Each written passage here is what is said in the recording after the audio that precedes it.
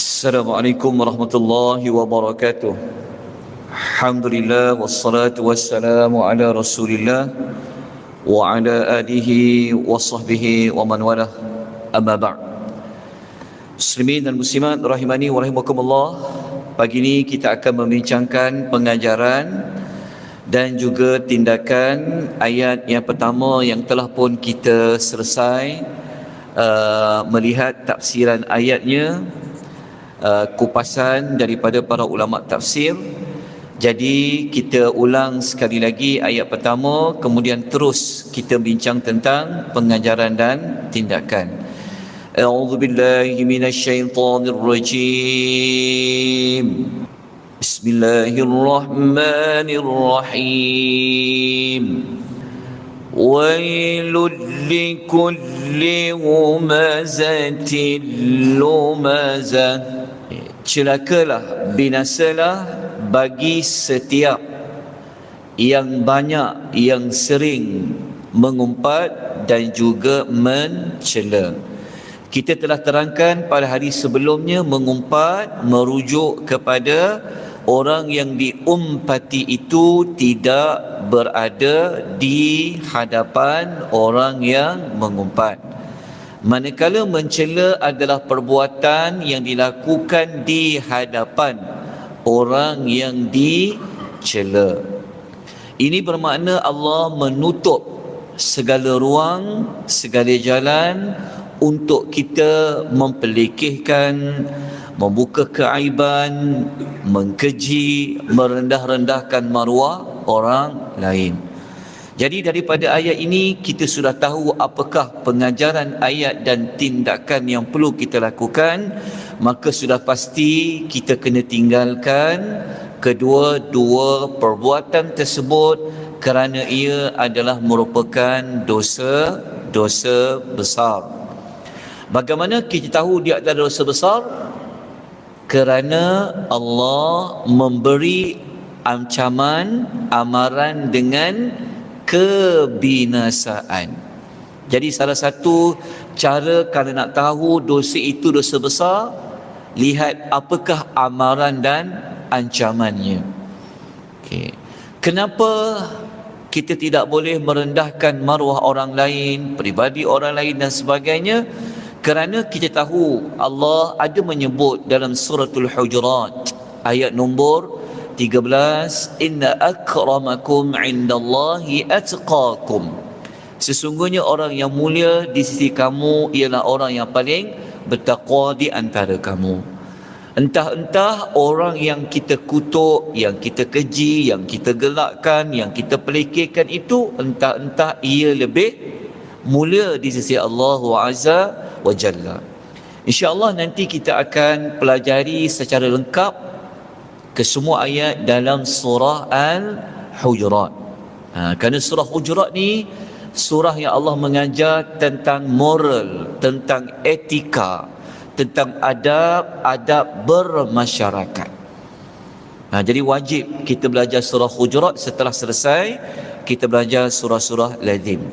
Baik, kemudian kita telah pun sebutkan pada hari yang sebelumnya, di dalam Islam ada 6 ruang yang diberikan oleh agama untuk kita membicarakan pihak yang ketiga.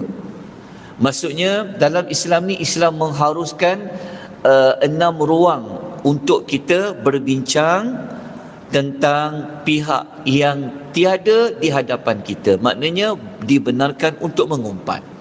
Tapi kena ingat kembali apa definisi mengumpat, iaitu menceritakan perkara yang benar, perkara yang betul tentang seseorang yang orang yang diceritakan itu dia tidak suka nama dia, cerita pasal dia diperkatakan.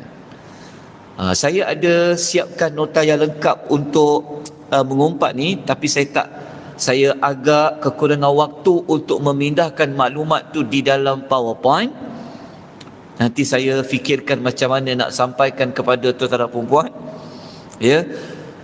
Kalau ikut Al-Imam Al-Ghazali rahimahullah, seorang imam yang banyak mengajar tentang akhlak, perkara yang benar mengumpat ni semua ruang, dia kata. Cerita tentang latar belakang dia, nasab keturunan, perangai dia, keluarga dia, akhlak dia, semua termasuk. Mengumpat juga termasuk dari sudut kita buat isyarat. Kita tak cakap tapi buat isyarat, termasuk daripadanya. Orang yang suka buat parodi-parodi tu kan, itu pun termasuk dalam mengumpat. Okey, so panjang perbahasan dia. Jadi ada 6 ruang yang dibenarkan untuk menceritakan tentang orang lain. Yang pertama adalah at-tadhallumu. Jika seseorang itu dia telah dizalimi. Contohnya kita telah dizalimi oleh seseorang. Ada orang menganiaya kita, ambil hak kita.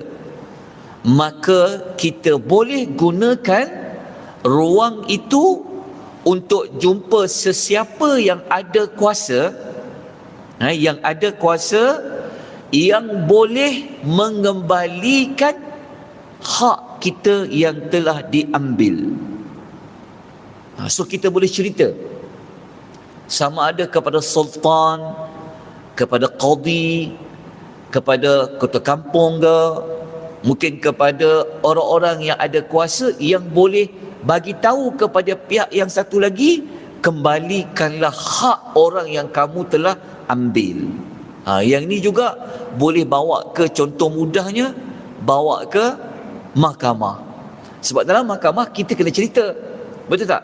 Kita kena cerita dia telah buat apa, dia telah ambil apa. Maka boleh menceritakan kepada hakim tentang hak kita yang telah diambil, dikembalikan. Yang itu dibenarkan. Jadi kalau tak ada cerita, macam mana nak bagi tahu? Kalau cerita benda yang benar, tapi yang pertama dibenarkan. Okey, harap jelas. Okey. Yang kedua adalah di dalam ruang yang kedua adalah untuk al-isti'anatu ala taghyil munkari wa raddil 'asi ila as-sawabi.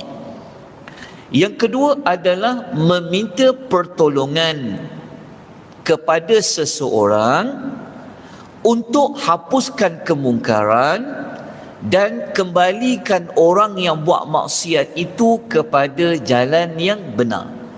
Yang kedua ni, dia tak ada kaitan dengan kita, tapi kita tengok orang tu ada buat benda yang mungkar dari sudut agama, tapi kita tak mampu nak cegah orang tu.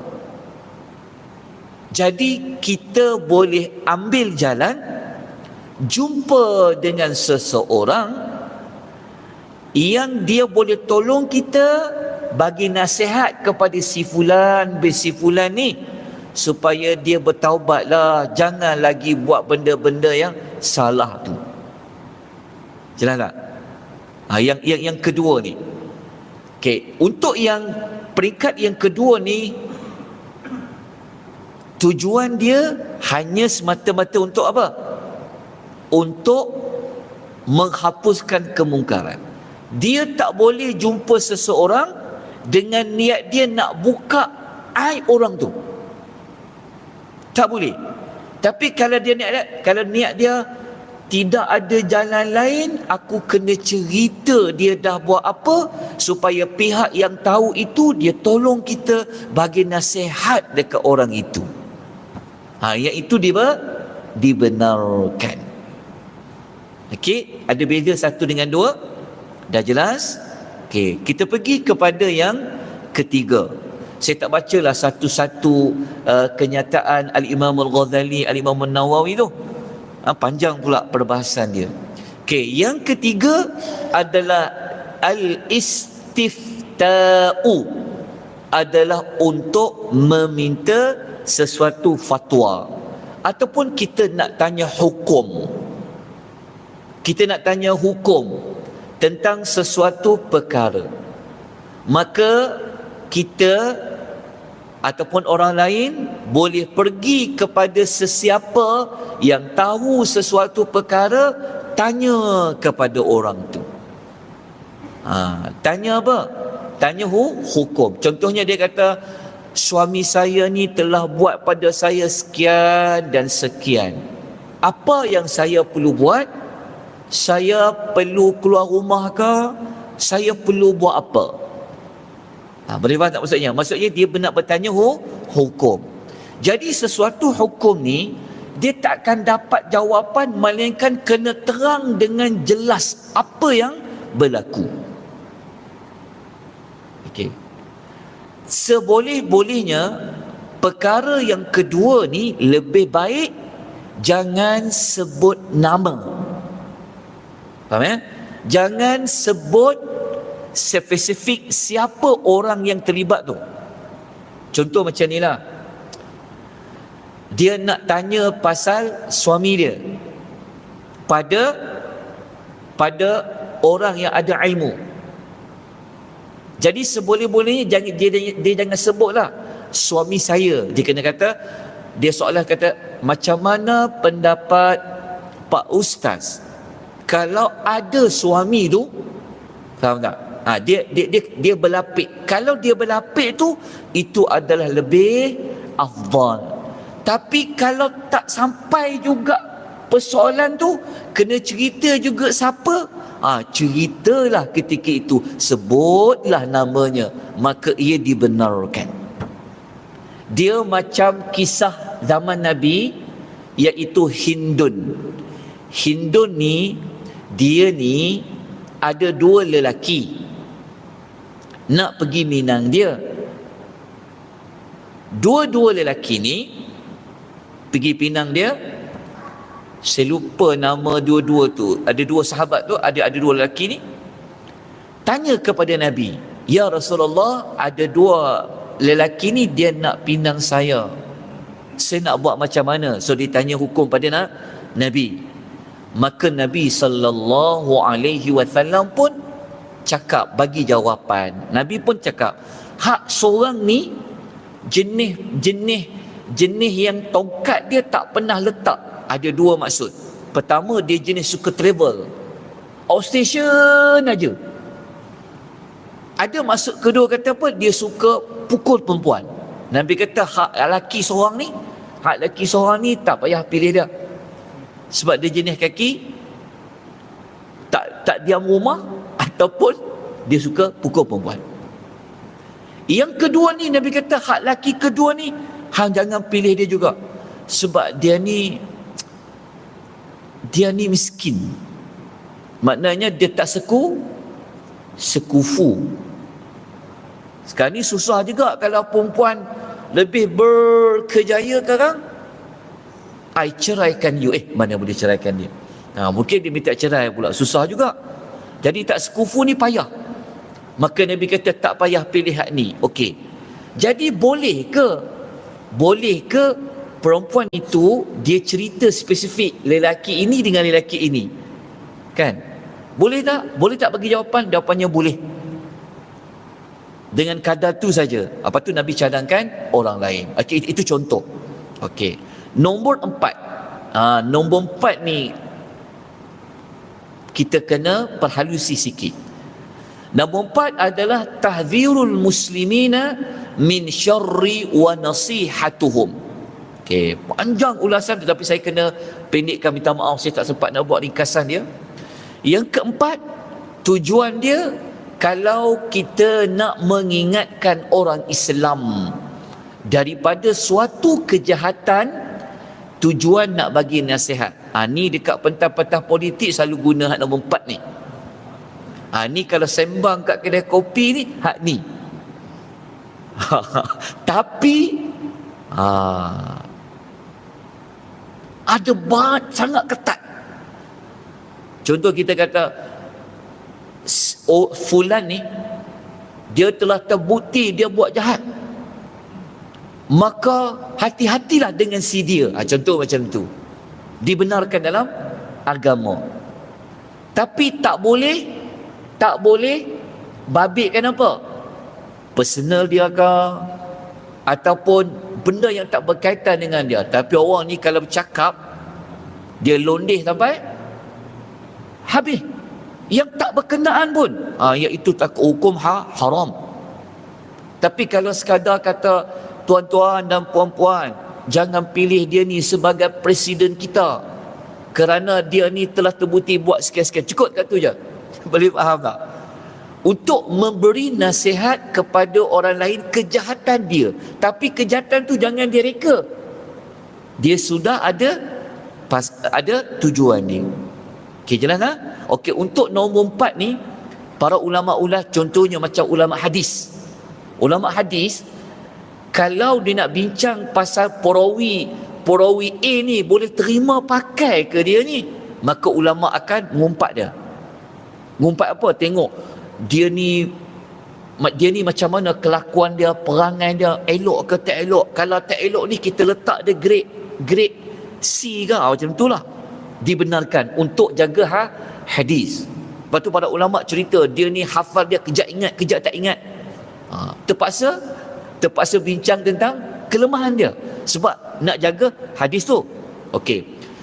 Contoh kedua, yang ni bab, contohnya dalam bab nak pilih menantu ke, nak pilih rakan kongsi ke. Contohnya kita kata, saya ni nak berniaga dengan fulan besi fulan lah. Lepas tu kita tahu cerita kawan yang dia nak jadi partner tu. Tahu aku dia ni kaki apa? Kaki songlap dia ni. Bohong dia ni. Jadi kita pun terpaksa cakap dekat orang tu, Mat, ni nak sembang sekejap kat kau. Sembang kat mana? Tu, sembang kat mana?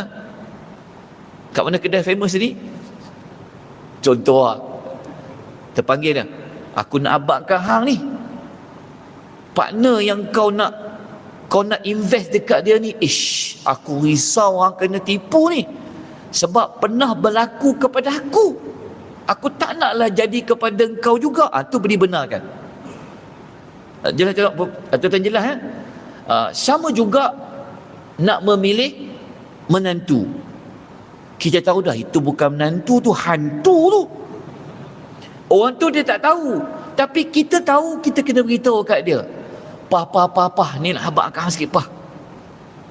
Menantu hang tu, bakal menantu tu, aku tak sure kan lah. Aku terpaksa cakap ni. Dia tu. Dibenarkan ke tidak memberi mudarat kepada siapa? Kepada anak orang tu. Ataupun dalam bab berkawan dan sebagainya. Dia tak boleh simpan pula, faham tak? Dia tahu tapi dia kata, aku nak sebut tak boleh lah, pah. Ngumpat pula, pah. Tak boleh cerita. Tak, dia kena cerita. Tu boleh dibenarkan. Jelas Tuan-tuan puan-puan rahimani wa rahimakumullah. Dia boleh ambil cerita Hindun tadi tu. Hindun yang tanya tentang lelaki yang pinang dia tadi tu. Pun termasuk dalam bab ni. Lepas tu saya tertinggal satu contoh untuk yang nombor 2 tadi. Yang nombor 2 kan? Okey. Ada seorang perempuan ni, saya lupa nama dia, Hindun kot. Dia ada seorang lagi perempuan ni macam ni. Dia mengadu dekat Nabi. Dia kata, suami saya ni haji bakhil, dia kata. Saya duduk diam-diam ambil duit dia. Dia jenis nafkah pun tak mau bayar. Saya ambil duit dia diam-diam. Bolehkah? Nabi jawab apa? Boleh ambil, tapi dengan kadar. Faham tak? Jangan pula boleh ambil, ikut hang lah nak ambil banyak mana. Tak ada. Maksudnya perempuan tu dia tanya pada Nabi nak dapat jawapan. Nabi beritahu, boleh ambil duit suami tu kalau dia memang tak bayar nafkah, tapi dengan kadar dia saja. Itu untuk nombor 2. Nombor 3 tadi tu yang kes 2 perempuan yang tanya pada Nabi tadi. Saya tertukar cerita dia. Okey, jelas kan Rahman? Rahimani wa rahimakumullah. Okey, saya pun tak mau panjang-panjang ni. Perkara yang berikutnya, Allah tertinggal. Nombor apa? Nombor 4 lah. Nombor 4 kan? Tadi nombor apa? Nombor 4 kan? Nombor 4 ni juga macam dalam kes HR. Kan? Kita nak pilih staff. Takkan kita diam je. Kita diam lah, tak sebut apa, tak boleh. Sebab penilai 1, penilai 2, dia sama macam tuan-tuan buat penilaian prestasi lah. Boleh tak kita bincang? Dia ni kaki ponteng ni. Kita nak bagi Makkah kat dia berapa ni? Dalam bab tu dibenarkan. Boleh faham tak maksudnya? Takkan kita nak tak boleh sembang bab dia ni, bagilah Makkah berapa pun, tak boleh. Dibenarkan. Bab yang kelima dan yang keenam tu memang tak dan dah tuan-tuan pagi ni, tuan-tuan puan. Yang ni saya kena sambung esok lah. Tuan-tuan tunggu untuk nombor 4, untuk nombor 5, nombor 6. Selama ni kita kena tak mana-mana nombor yang 6 ni, antara 6-6 ni. Nombor 1 tu pernah tak? Nombor 2, nombor 3 dan nombor 4, insyaAllah. Tapi saya akan bagi nota yang lengkap lah untuk Al-Ghibah ni. Kita boleh baca satu persatu. Itu sajalah untuk pagi ni. Moga-moga Allah memberikan kita manfaat. Kita baiki diri kita. Kalau kita tak tahu, Allah akan ampunkan dosa kita. Kita dah mengaji, kita baiki hidup. Semoga kita termasuk dalam kumpulan yang Allah memberikan rahmat. Kita surahi dengan tasbih penghapus dosa. Subhanakallahumma wa bihamdika, asyhadu an la ilaha illa anta, astaghfiruka wa atubu ilaik. Wabillahi taufiq wal hidayah. Wassalamu alaikum warahmatullahi wabarakatuh.